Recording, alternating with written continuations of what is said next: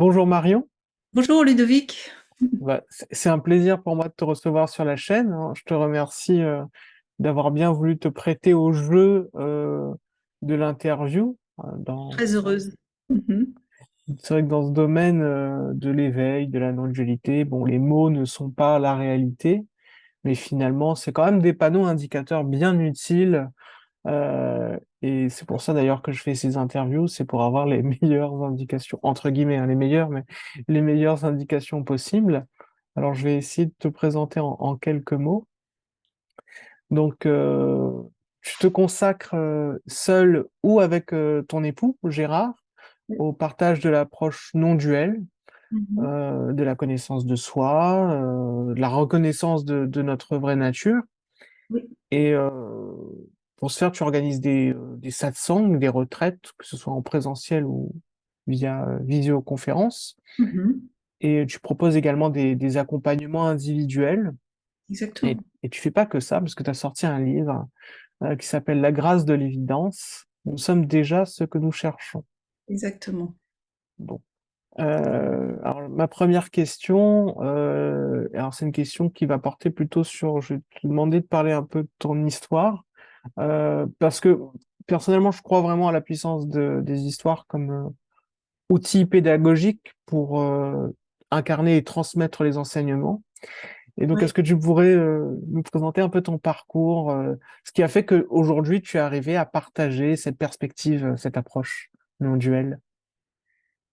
Alors en fait, ce qui m'amène là, j'en sais rien du tout. Tu vois, c'est vraiment quelque part, j'avais aucune idée il y a quelques années que j'allais partager. Tu Mhm. vois, moi j'étais maman au foyer, donc je peux retracer brièvement mon histoire. En fait, ce qui a amené là apparemment, c'est un divorce. En fait, tu vois, il y a 20 ans, un divorce très difficile. Qui a cassé complètement mon schéma du bonheur existentiel, c'est-à-dire que toutes mes représentations du bonheur à ce moment-là se sont effondrées, tu vois. Donc, bah, c'était dur. Et puis, ça savait plus du tout où aller, quoi faire, dans quel sens, tu vois, aller, etc. J'aime bien aussi dire que la présence m'a toujours habité parce Mhm. que après, je me suis souvenu que je l'avais reconnue petite.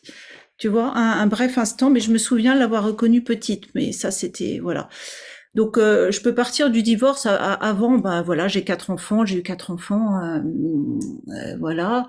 Et puis donc après, la recherche a commencé vraiment parce que bah, tout s'est effondré, tous mes concepts de bonheur, donc comme je disais, se sont effondrés. Donc j'ai eu un parcours, bah, j'ai rencontré des psychanalystes, des psy, tu vois, j'ai fait un parcours psy. Et alors ce qui est très drôle, c'est qu'en fait, la vie m'a amené à me décrocher de l'organisme et du mental par l'accompagnement psy. Donc en fait, tout va au même endroit, au même non-endroit, j'ai envie de dire, tu vois, parce que en fait, au bout d'un certain nombre d'années d'accompagnement, j'ai réalisé que mon cerveau continuait à tourner alors que je travaillais dessus, tu vois. C'était flagrant tout d'un coup, ça me dit mais c'est quoi ce truc, tu vois? Je travaille pour que ça s'arrête là-dedans et ça continue à tourner. Et c'est vraiment ce qui m'a amené à un décrochage. Enfin, ça s'est fait comme ça, tu vois. C'est un jour, ça a été, mais en fait, du coup, je suis pas cette tête. Ça tourne sans moi, mais comme ça, tu vois, vraiment. Et puis, donc ça a été la première révélation avant l'éveil, hein. Ça m'a amené à découvrir le corps parce que moi, j'ai une entrée plutôt mentale, donc le corps, je connaissais pas bien. Euh, donc j'ai commencé à faire du tai chi, tu vois, des choses comme ça, du reiki. L'approche du corps s'est révélée de plus en plus et très vite j'ai fait des sorties de corps, des expansions tu vois, de conscience. Les arbres sont bien me parler. Enfin, et deuxième décrochage, ça a été c'est quoi ce truc, tu vois, le corps il part, il se passe des choses, mais j'ai rien demandé, tu vois. Et ça a dit, mais c'est pas non plus ce que je suis. Je suis pas cette tête et je suis pas non plus le corps puisque il fait sans moi entre guillemets. Bon, il y avait toujours l'idée d'un moi, mais quand même, tu Mhm. vois. Et c'est ce qui m'a amené à la non-dualité, tu vois, Eckhart Tolle et puis surtout Tony Parsons qui, la première fois que j'ai lu, j'ai rien compris, mais j'ai su que c'était ça. J'ai rien compris. Mais à l'intérieur, c'était d'une évidence, tu vois, ça a pleuré l'évidence, en fait. Et voilà, je suis arrivée à la non-dualité exactement comme ça. Et j'ai vu très peu de monde, j'ai lu très peu de choses. J'avais lu le livre de Ma Ananda Mohi des années avant. Déjà des années avant, elle était déjà dans mon cœur, mais j'avais rien compris non plus, tu vois. Ouais. Et voilà, en fait, et puis ça s'est fait en rencontrant Gérard, en fait, hein. Le premier éveil, ce que j'appelle le premier éveil, s'est fait comme ça avec lui, sur une phrase, hein, tu es la simplicité même. Et c'était très beau parce que en fait, cette phrase a été reçue en tant que présence et non plus en tant que Marion. Tu vois, c'était à un moment, l'impression d'un moi s'est effondrée. Ça s'est produit plusieurs fois dans la journée, ça a été reconnu en fait, tu vois.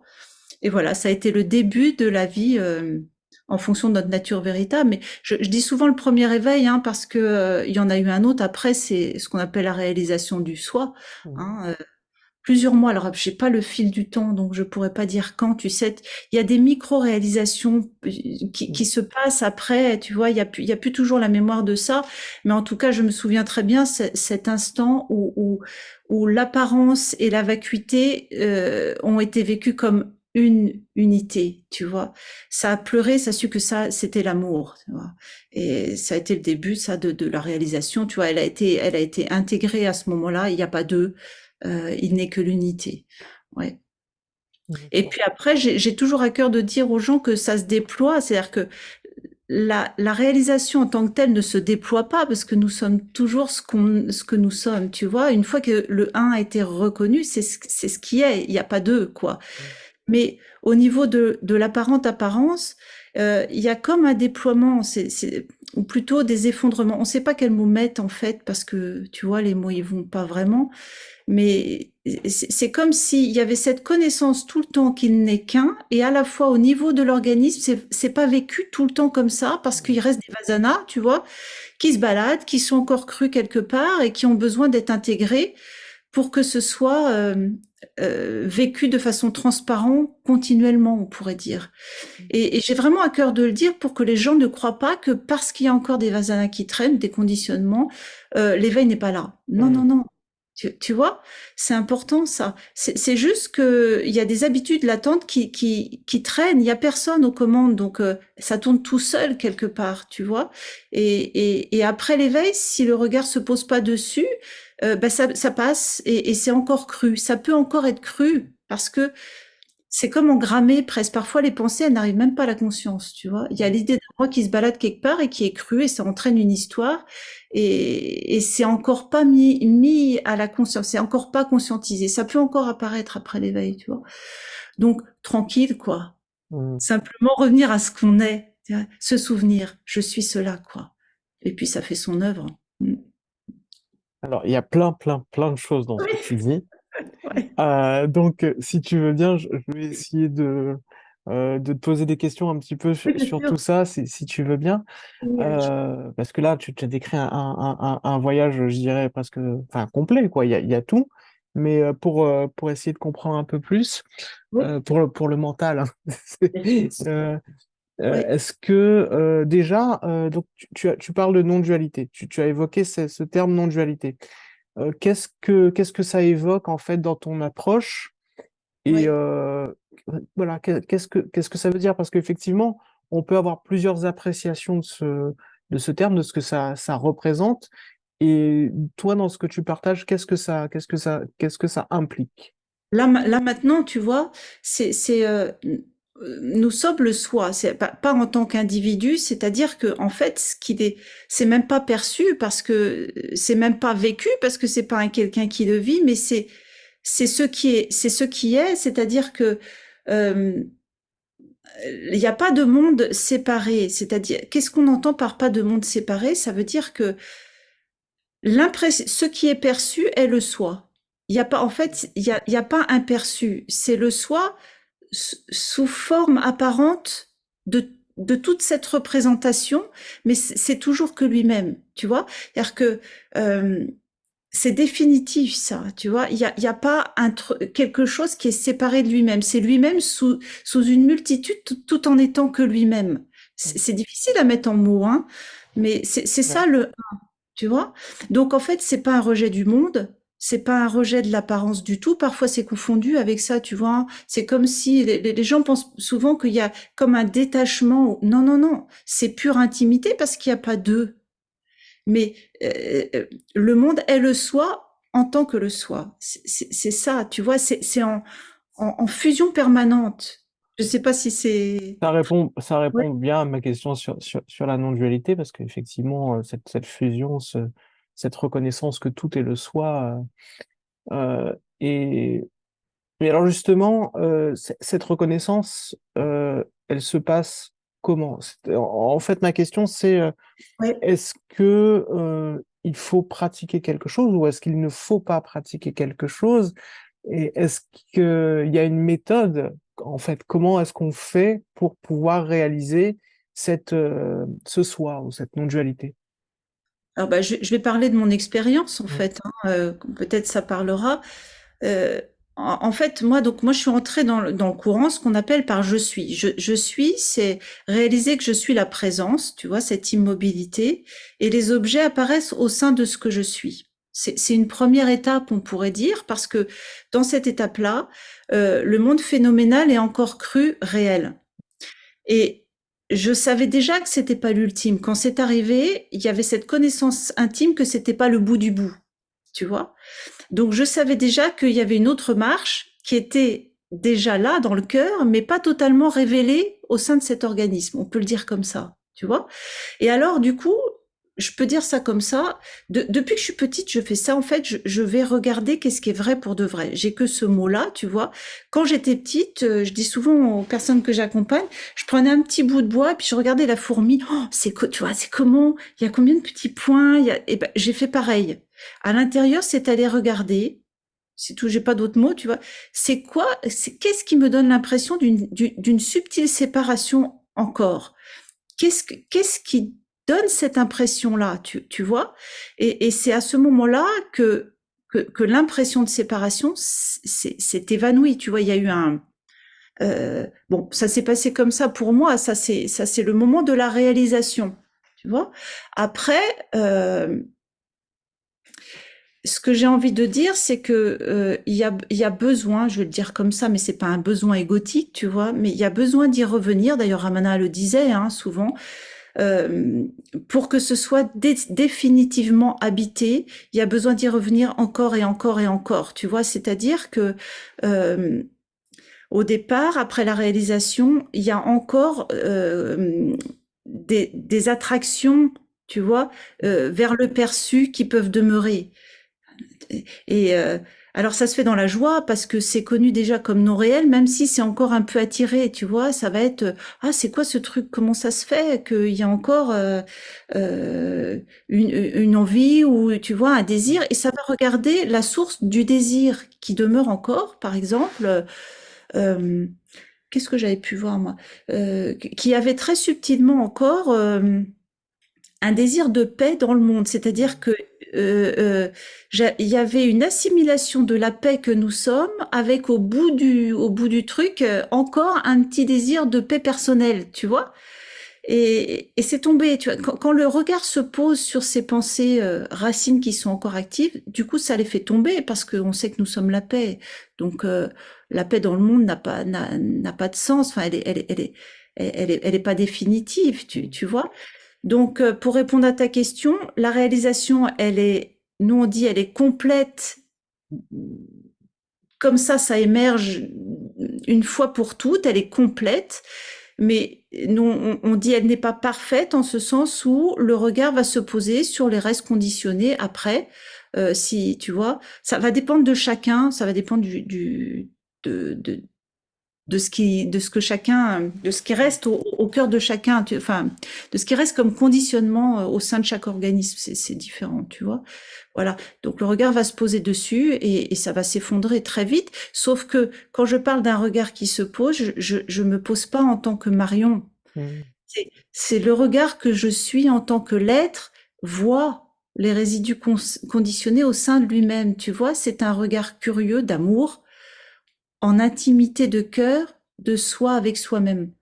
pas pour enlever, jamais, jamais. C'est de clarté, tu vois. C'est un regard de clarté qui va se. C'est comme la clarté va dissoudre l'apparente ombre qui reste apparent, parce qu'en fait, c'est que apparent, tu vois. C'est très très beau, tu vois. Ouais. Et justement, là, tu parles de ne pas enlever et puis de voir plus clairement la manifestation, ce qui peut se produire. Et là, ça me renvoie à la question des émotions qui peuvent parfois être considérées comme entre guillemets, des obstacles sur la voie de cette reconnaissance ou perturber peut-être un petit peu ce qui se passe. Comment est-ce que toi tu approches cette question des émotions? Parce que c'est vrai que sur le chemin, on peut se retrouver face à des émotions parfois assez lourdes, assez fortes, que ce soit même le doute ou la terreur ou voilà des choses un peu voilà qui, Ouais. qui nous font basculer un petit peu. Et donc dans cette approche, comment est-ce que ces émotions sont traitées? Est-ce qu'elles sont simplement ignorées ou justement, ou à l'inverse, est-ce qu'on doit rentrer dans ces émotions? Ouais. Déjà, j'ai envie de séparer le doute du reste. Je Mhm, t'explique pourquoi. Après la réalisation, le doute ne peut plus apparaître. mhm, Tu vois, une fois qu'il est clairement réalisé que je suis ça, le doute s'effondre automatiquement. Tu vois, donc il est plus là avant le doute. mhm, Par contre, après, alors avant, le doute, c'est intéressant parce que même quand il y a déjà un début d'éveil, le doute va empêcher la réalisation de se produire s'il est cru vrai. Parce que, par exemple, tu vois, ça va pouvoir parler à certains chez qui déjà, la présence est quand même là en fond, déjà reconnue, et à la fois, il y a comme une impression de va-et-vient, tu vois. Ah ouais, mais parfois, ça doute. Ben, regardez bien, en fait. Vous êtes présence. OK? Et l'impression de doute émerge au sein de ce que vous êtes.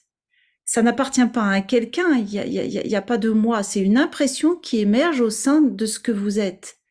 Hein. Et quand cette vision-là arrive, bah forcément le doute est connu comme faux, tu vois, il s'effondre. Donc ça, c'est une première façon d'aborder la chose. La deuxième, c'est sensoriellement parlant, comme on l'a abordé juste un petit peu avant, c'est-à-dire que même les terreurs, c'est quelque chose, enfin les peurs en tout cas, c'est quelque chose qui peut rester après l'éveil. Il y a certaines peurs qui sont des peurs racines, qui sont liées à l'impression de séparation même et qui peuvent être encore là après l'éveil. Et elles ont besoin d'être rencontrées, c'est-à-dire déposer la pensée de la peur, c'est-à-dire ne pas du tout aller du côté de la pensée, du mental. Et comme je disais tout à l'heure, la rencontrer sensoriellement parlant, ça veut dire, en fait, cette rencontre sensorielle correspond à l'absence de refus. mhm, Tu vois, c'est le retour à l'unité, en fait. C'est-à-dire qu'on fait un avec l'instant. Tu vois, la rencontre sensorielle ramène le un. Le mental, par contre, va donner l'impression de séparation. Tu vois, je veux pas. mhm. Ça crée une impression de séparation. Tu vois, donc c'est très intéressant pour ça la rencontre sensorielle parce qu'elle ramène à l'unité en fait. Il n'y a plus de volonté que ce soit autre. Ça regarde simplement, ça embrasse simplement, ça regarde intimement ce qui est là, juste parce que c'est ce qui est là et c'est une partie de ce que je suis en réalité. Donc très précisément, ça peut être à la loupe ou au microscope, euh, comment dire, regarder si c'est une ou plusieurs sensations. On prend la peur par exemple, donc on laisse la pensée de peur et on va regarder dans le corps à quoi ça correspond au niveau sensoriel. Est-ce que c'est une ou plusieurs sensations? Est-ce que ça bouge? Quelle est sa vibration? Tu vois, sa texture? C'est très très basique. Surtout pas de pensée, surtout pas d'image. Tu vois, il n'y a pas un poids. Le poids, c'est déjà une pensée. Ou parfois on me dit je respire plus. Bah si, ça respire, tu vois. Ou je sais pas, tu vois, pas les images. Les images c'est aussi mental. Juste la sensation pure. Voilà. Et très vite, on se rend compte que euh, ça se fond parce qu'il n'y a plus de résistance en réalité. Tu vois. Hmm. Mais le fondu de l'émotion est une résultante non recherchée. Ce qui D'accord. est recherché, c'est être un, tu vois, revenir à l'unité que je suis. Oui, en fait, c'est vraiment une acceptation radicale de ce qui est, et c'est pas ressentir la peur pour qu'elle s'en aille, en fait. Exactement, Ouais, exactement. C'est ouais, c'est exactement ça. subtil, hein, parce que Ouais, finalement, c'est euh, très utile. j'ai l'impression qu'il y a toujours derrière quand même un petit espoir de j'accepte, mais finalement, quand même, ce serait bien que ça s'en aille. Donc, Oui, mais tu vois, je vais te montrer un truc, c'est que quand on a ça qui arrive, euh, ce qu'il faut voir, c'est que déjà, comment dire, il y a une pensée racine avant, c'est-à-dire l'idée que la peur est réelle. Tu vois, quand on veut l'enlever, on a déjà, on ne sait pas déjà ce que c'est réellement. Tu vois, ça part de l'idée que c'est quelque chose à enlever parce que ça bloque le bonheur que je suis. Ça voit déjà pas clair. Tu vois, parce qu'en fait, la souffrance, toute souffrance psycho-émotionnelle est construite. Elle n'est pas réelle. Elle n'est pas réelle, ça veut dire quoi? Ça veut dire que elle ne s'appuie pas sur la réalité. Ça s'appuie sur des engrammes liés à l'idée d'un moi et ça court toujours, tu vois. Donc en germe, il y a le mal-être quelque part. Mais ça s'appuie pas sur la réalité parce que la réalité, c'est je suis le soi. Ce que je suis est libre de tout ça, tu vois. C'est ça ce qu'on dit quand on dit ça n'est pas réel. mm. Ça n'a pas de réalité en soi, c'est-à-dire ça s'appuie pas sur quelque chose de réel. Ça s'appuie sur des concepts accumulés et crus réels. Ça, c'est hyper important, tu vois. Et c'est super intéressant ce que tu dis parce que c'est vrai qu'on peut avoir de l'extérieur, pour les personnes qui ne sont pas forcément tout à fait dans la non-dualité, enfin, si on peut être, quand je parle de non-dualité, là, en tant qu'enseignement, hein, Oui, oui. euh, on pourrait avoir une opinion sur le fait que c'est quelque chose de très mental, de très déclaratif, de très je suis la conscience, etc. Et finalement, là, ce que tu es en train d'exprimer, c'est que finalement, la place du corps et des sensations et des émotions est quand même aussi importante, et c'est à ne pas nier finalement Ah ce non. que je crois entendre, c'est qu'il suffit pas de se dire je suis la conscience pour réaliser quelque chose. Oui, c'est-à-dire que je suis la conscience et tant que des résidus conditionnés montent, il y a besoin d'être avec. Mm. Jusqu'à être la conscience conscientisée de façon permanente. C'est ce qu'on appelle la sadhana, en fait, hein. Ouais. Et bah, nul ne connaît ni l'heure ni l'endroit où ce sera complètement définitivement et qui s'en soucie en fait parce que tu vois on l'a pas tellement abordé mais l'éveil c'est l'effondrement de l'idée d'un moi en fait, l'effondrement de l'idée d'être strictement quelqu'un dans le monde, une individualité séparée et autonome, ça n'existe pas ça en fait parce que même dans le monde des phénomènes tout est interrelié, il n'y a pas d'individualité, tu vois. Déjà dans le monde des phénomènes. Et quand on réalise l'unité, il n'y a pas de monde séparé. Donc la question se pose plus à ce niveau-là, tu vois. Et du coup, est-ce qu'il y a plusieurs étapes pour réaliser ça? Parce que donc on parle d'éveil là, et est-ce qu'il y a un petit éveil, un grand éveil, et sur le chemin, des moyens éveils, ou je sais pas. Bah, nous, on distingue deux éveils principaux, l'éveil à je suis et l'éveil à ce qui est. Je suis, c'est-à-dire la conscience d'être, le témoin, ce qu'on peut appeler la présence. Qu'est-ce qu'on dit d'autre? Je sais, ça, suivant les enseignants, tu Mhm. vois, ça peut être des mots différents. Ça, c'est ce qui est encore perçu, c'est-à-dire c'est cette immobilité qu'on peut décrire, qui n'a pas de début, pas de fin, et qui n'est pas affectée par les phénomènes qu'elle rencontre, Mhm. tu vois. Et dans un premier temps, il y a vraiment besoin de s'y arrêter parce que souvent, je peux constater que ça passe comme ça, c'est-à-dire que parfois on me dit, ouais, je sais, je suis la tranquillité même, mais quand même, ça souffre. Et alors, mais il y a besoin de s'y arrêter. Ça veut dire quoi, je suis la tranquillité même? Mais ça veut dire que quand une émotion entité négative apparaît, ce que je suis n'est pas affecté Il y a besoin de le réaliser vraiment, de s'y déposer. C'est pas rien, tu vois. Il y a les larmes qui commencent à couler parce qu'en fait, c'est ce qu'on a toujours cherché. Ce que je suis n'est jamais affecté, quoi qu'il se passe, tu vois. Et le laisser rentrer dans le corps, tu vois, imbiber toutes les cellules de cette évidence-là. C'est ça le vivre, en fait. C'est pas un quelqu'un qui le vit, mais tu vois, ça doit descendre, ça doit être complètement accompli ici, quoi. Alors ça, c'est le premier éveil, et donc le deuxième, c'est en tant que conscience, en tant que présence, je perçois les phénomènes. Il y a donc un percevant et un perçu. Ça fait encore deux. Mm. D'accord? Alors là, pour ceux qui sont là, je vous invite à regarder, mais est-ce qu'il y a vraiment un percevant? Est-ce que vous pouvez constater un percevant? Est-ce qu'il y a un point central d'où ça part?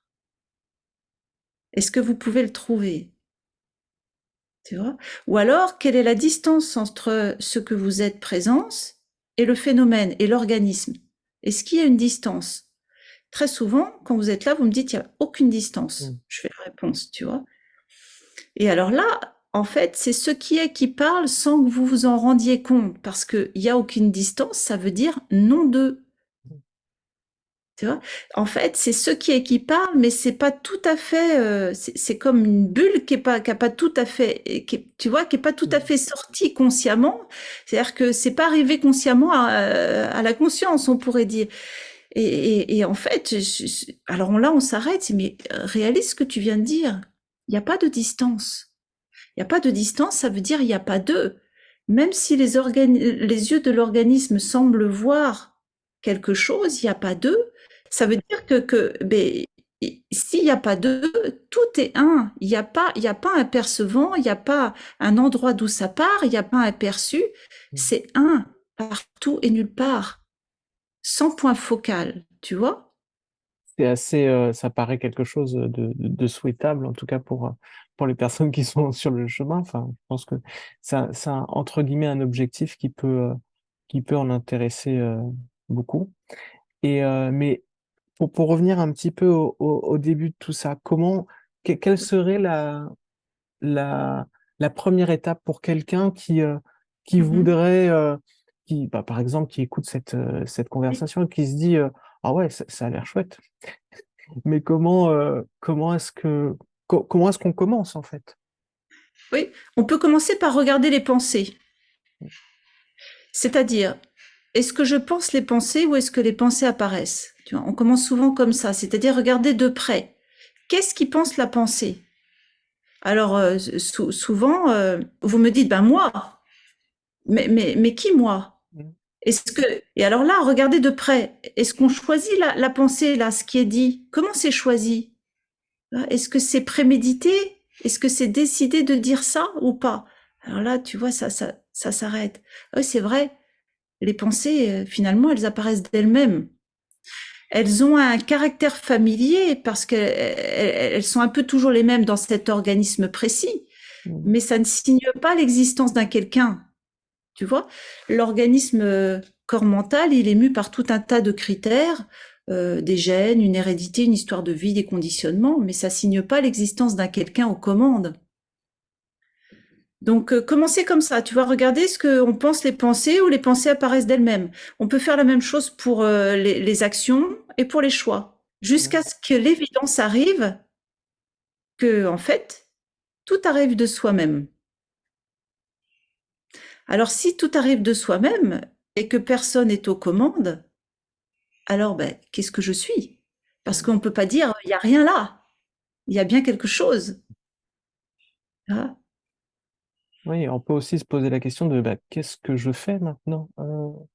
Est-ce qu'il n'y a pas un moment où finalement, lorsqu'on réalise que tout se fait automatiquement, il y a quand même une petite résistance qui arrive en se disant s'il n'y a rien que je contrôle, mais finalement, et donc on se retrouve en face je sais pas comment exprimer ça, face à un carrefour où on se sent un peu bloqué. Est-ce que...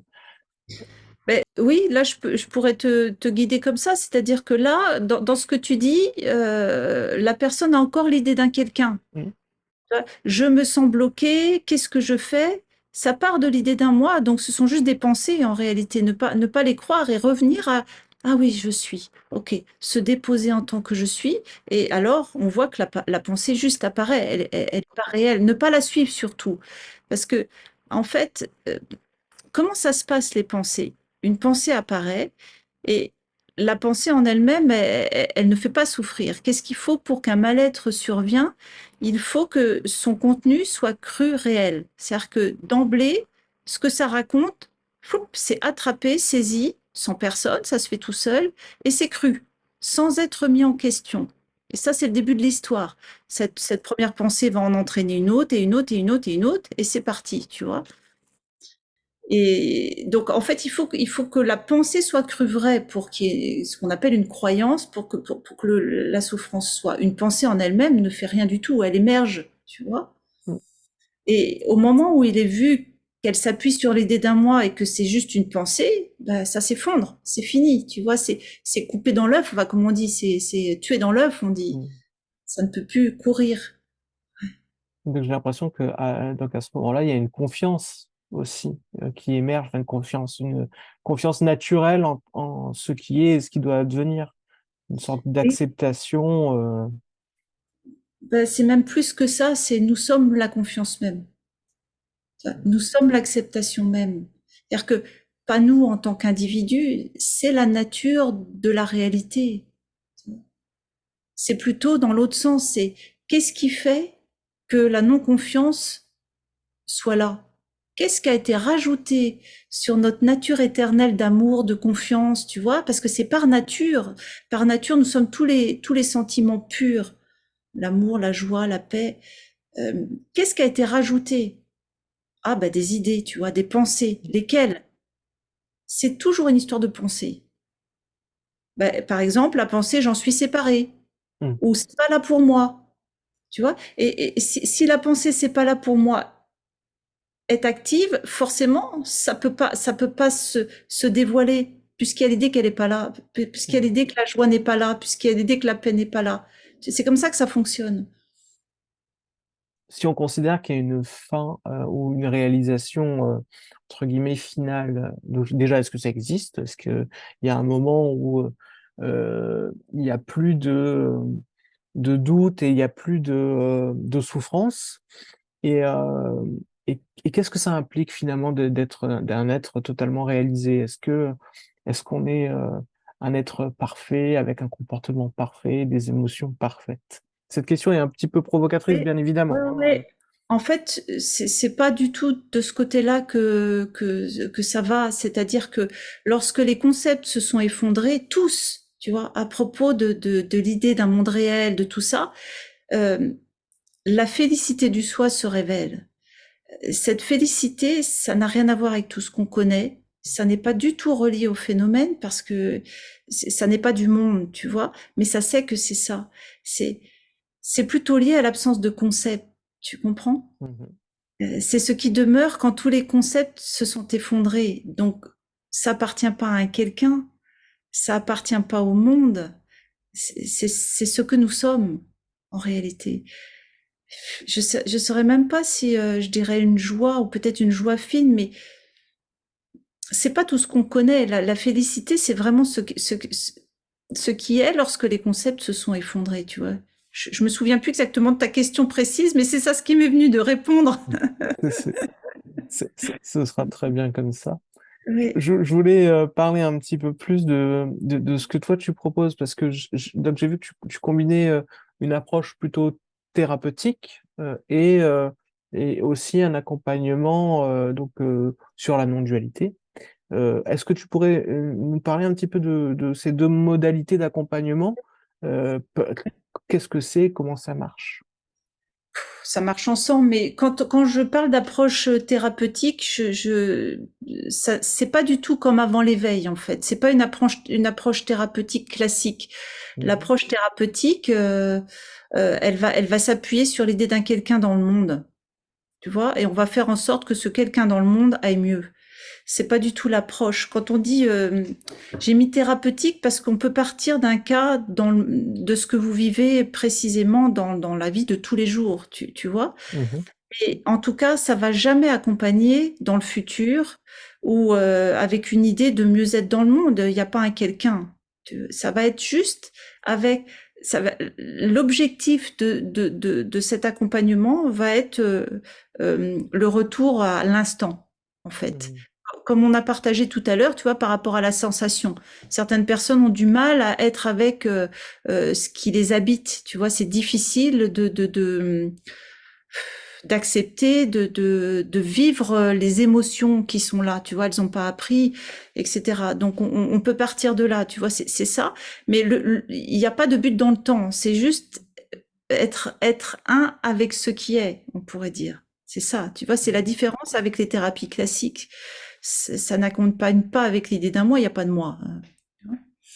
Et puis, bah, l'accompagnement non duel, c'est les gens qui vont poser des questions précises par rapport à l'être et par rapport au soi, et on va regarder ensemble, bah, qu'est-ce qui reste comme pensée, et qu'est-ce qui est là, et tu vois, quelles sont les pensées qui font que ça pense ne pas être ce qui est. Et, et j'ai vu également que tu proposais, alors ce qui est assez original au final, des soins énergétiques. Et Ah alors, oui. qu'est-ce que c'est? Je ne sais pas. C'est monté tout seul en fait. Je sais pas comment dire. Ça n'a rien à voir avec l'éveil. Hein. Mhm. On pourrait dire, c'est une aptitude de l'organisme. En fait, c'est le soi qui traverse l'organisme d'une certaine façon, et ça a un effet. Voilà. Euh, je sais pas comment expliquer ça. Depuis très longtemps, je sais que, par exemple, mon père guérissait les verrues. Et il y a cette aptitude ici depuis très longtemps. Et même avant l'éveil, des gens m'ont demandé comme ça des soins, et puis sur les zonas, des choses comme ça, et, et ça fonctionnait. Voilà. C'est en fait c'est un accompagnement que tu proposes et c'est un petit peu sur le moment aussi, j'imagine. Un jour, je me suis vue mettre ça sur mon site, je ne sais pas pourquoi. Ça s'est mis sur le site. Ce que je peux te dire, c'est que, en fait, c'est le soi à l'œuvre, et au sein du soi, il y a une orientation en fonction de ce que la personne me demande. Mais il n'y a pas de volonté, il n'y a pas de désir, tu vois. C'est ce qui se fait. Et tu vois, il n'y a pas une idée, il n'y a même pas. Je peux le partager par rapport aussi au cancer de Gérard, tu vois, parce que Mhm. je lui faisais des soins tous les jours, mais et c'était vraiment très beau parce que je peux dire, c'est comme je ne sais même pas pourquoi ça se fait, c'est un don. Tu sais, il y a des gens, ils savent faire du pain. Il y a Mhm. des gens, le soi se manifeste à travers la musique, à travers la parole, à travers faire du pain, etc., etc., et à travers un soin énergétique. Mhm. Et ce qui est magnifique, c'est qu'il investit chaque forme humaine comme bon lui semble, avec les particularités de l'organisme. Mais c'est certainement pas récupéré par l'idée d'un quelqu'un qui soigne, tu vois, c'est pas le thème du tout. J'ai une autre question parce qu'on parle de la réalisation du soi, de l'éveil et finalement de réaliser, si j'ai bien compris, le caractère illusoire d'un soi séparé qui serait aux commandes Exactement. de ce qui arrive. Et, euh, et alors, ça appelle aussi la question de l'éthique dans son action quotidienne et de la place de l'autre, finalement. Dans ton approche, est-ce que c'est quelque chose qui est abordé ou est-ce que c'est quelque chose qui finalement vient naturellement? À quel niveau tu dis C'est-à-dire, par exemple, quand je parle de l'éthique, j'aurais pu parler aussi de compassion ou oui, de comportement vis-à-vis de l'autre. oui. Alors, comment je vais l'amener? En fait, moi, je suis rentrée dans cette voie-là par la voie de la connaissance. Et ce que tu amènes là est très intéressant parce que c'est la voie de l'amour, on pourrait dire. Tu vois, l'approche de l'autre, la compassion, l'amour, etc., va arriver lorsqu'il est réalisé que tout est ce que je suis, et c'est l'amour même. Quand on entre dans la voie par la voie de la connaissance, on va d'habitude, en fait, On explore ce que je ne suis pas et on arrive à la vacuité. Et pour les gens qui sont là, j'ai envie de dire, c'est pas la totalité de la réalisation. C'est-à-dire que souvent, on sait qu'il y a rien là, mais il n'y a pas le tout. Tu vois, il y a juste, il y a rien là. Et moi, j'ai commencé par là, et il y a quelque chose qui est connu comme non accompli parce que c'est souvent assez, je dirais pas froid, mais comme presque vide, tu vois. Enfin, c'est un concept, hein, mais c'est neutre, on pourrait dire. Et il y a besoin de réintégrer le monde comme ce que nous sommes pour réaliser l'amour. Et dans mon expérience, c'est Ma Anandamoyi qui me l'a amené. Tu vois, ça a été vraiment ma rencontre de cœur qui m'a ramené la voie de l'amour, la voie de la bhakti. Tu vois, le monde est le soi, tout est cela. Et alors là, c'est magnifique parce que l'apparent autre est ce que je suis. Tu vois, tout est vu comme moi-même. Donc c'est aimer en fait, tu vois. L'amour arrive dans le plein. La connaissance est plutôt dans la vacuité et l'amour arrive dans le plein. Tout est ce que je suis. Et pour répondre à ta question, ça peut pas faire de mal à ce moment-là. Tu vois, l'apparent autre est connu comme une partie de moi-même. Donc ça l'aime forcément, tu vois. Ça l'embrasse, c'est plein de compassion, ça pleure de être touché de ça, tu vois. Donc c'est pas du tout séparé, enfin c'est pas du tout exclu, tu vois. L'autre est vécu comme en moi, une partie de ce que je suis. Il y a un aspect il me semble important dans tout ça, c'est d'avoir suffisamment de discernement, entre guillemets, pour pouvoir discerner le vrai du faux, hein, quelque part. Et, euh, Oui. et du coup, je me demande quelle est la place de l'enseignant ou de l'ami spirituel ou du guide dans ce cadre-là. Est-ce que c'est essentiel d'avoir un enseignant pour montrer finalement qu'on s'égare parfois, ou est-ce que tu penses qu'on peut réaliser le soi seul quelque part? J'ai pas d'idée par rapport à tout ça, tu vois. Je sais pas. Pour moi, il y a de tout, il me semble. Mhm.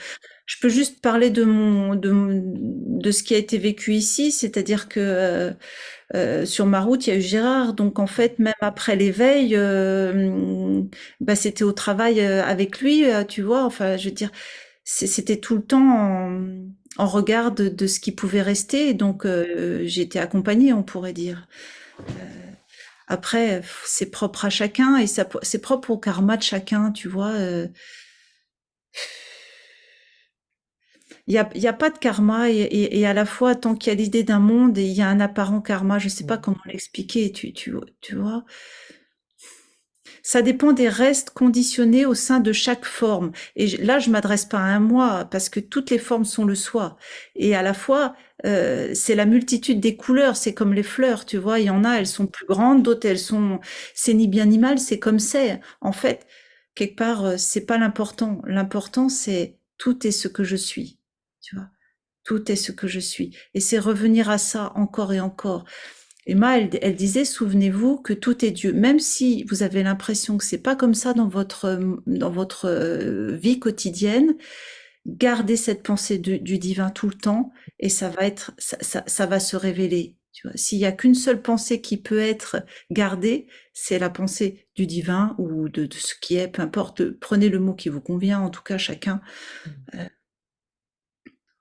C'est parfaitement clair, jusqu'à ce que ça ne le soit plus, mais est-ce que, donc pour finir cet entretien, Oui, déjà, je te remercie de tous ces éclaircissements et ces précieux conseils. avec grand. Euh, Oui. je voulais savoir, est-ce que tu as des retraites ou des satsangs de prévus en présentiel, par exemple, dans les mois qui viennent Oui, oui, oui, oui, bien sûr. Alors là, on va à Montpellier ce week-end. Après, on sera à Nantes. Enfin, tout est sur nos sites, hein. On va être à D'accord. On fait une retraite nous, on fait plusieurs retraites par an. Sur Mhm. 4 jours, en fait, ce sont des retraites résidentielles. Il y en a 5 par an. Elles se font à Saint-Raphaël. Mhm. Et voilà. Et puis sinon, ben, on bouge un petit peu partout. En février, où est-ce qu'on va? On va aller en Suisse, il me semble. Après, je sais plus. Enfin, voilà. Tout va être mis sur nos sites. En tout cas, D'accord. là, il y a Nantes en décembre et on bouge beaucoup, en Ouais. fait. Je mettrai tous les liens dans la description de la vidéo. Et donc, bah, j'invite toutes les personnes qui souhaitent en savoir plus, parce que là, on a fait qu'effleurer, bien évidemment. Après, c'est quelque chose de, c'est un voyage de chacun. Voilà, je te remercie encore et je te Avec souhaite grande joie, Ludovic. Ouais, merci à toi beaucoup, ouais, pour tout ce que et, tu fais, tout ce que tu partages. bah, pour moi, c'est un plaisir, hein, donc c'est sans effort. Je te remercie. Bonne journée. Bonne journée à toi, je t'embrasse. Au revoir. Au revoir.